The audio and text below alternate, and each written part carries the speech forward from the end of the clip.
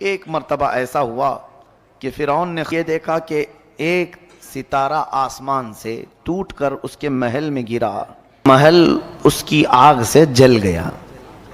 خواب میں دیکھا تھا، وہ گھبرا گیا، صبح کاہنوں کو بلایا پوچھنے کے لیے خواب کی تعبیر کیا ہو سکتی ہے۔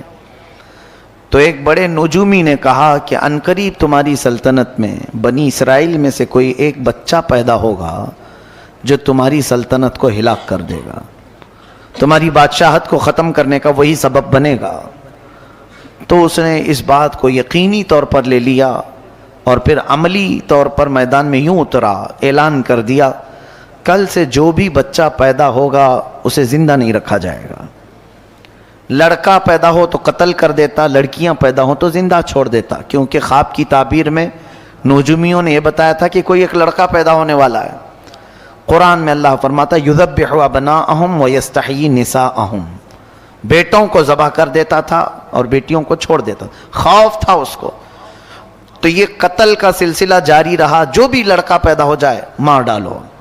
ایک سال میں اس نے 12,000 بچوں کو قتل کیا کہ کہیں میری سلطنت کو ہلاک کرنے والا کوئی پیدا نہ ہو جائے۔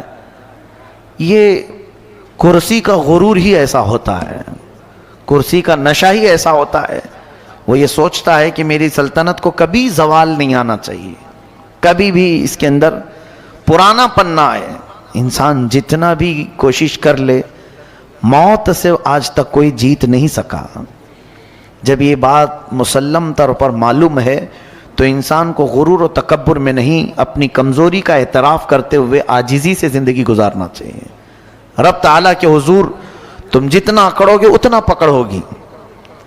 اور وہی بندہ اگر مولا کی بارگاہ میں یہ کہے، بلکہ حضور صلی اللہ علیہ وسلم جن کو اللہ نے کل کائنات کا اختیار دے کر کے بھیجا اور خزانے پورے آپ کو دے کر بھیجا، وہ رسول جب اللہ کی بارگاہ میں یوں کہتے ہیں قلت حیلتی، اے مولا میرے پاس اسباب کچھ بھی نہیں ہے۔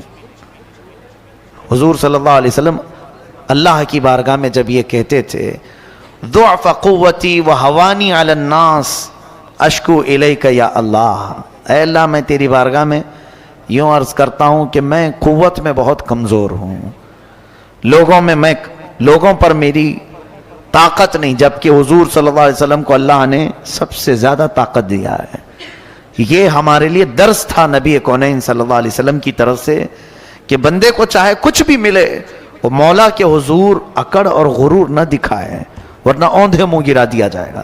فرعون یہی چاہتا تھا کہ کوئی میری سلطنت کو ہلاک کرنے والا نہ آئے۔ 12,000 بچے قتل ہو گئے، لیکن مولا کو جو کرنا ہے وہ ہو کر رہے گا، کوئی روک نہیں سکتا۔ وہ سال ایسا تھا کہ موسیٰ علیہ السلام کی ماں حاملہ تھیں، حمل سے تھیں۔ اب یہ بنی اسرائیل کے ہیں موسیٰ علیہ السلام۔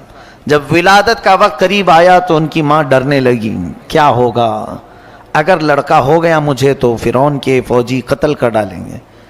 تب اللہ تعالیٰ نے ان کے دل میں یہ بات القا کی۔ القا کہتے ہیں غیب سے اللہ کی طرف سے کوئی چیز ہدایت میں مل جانا۔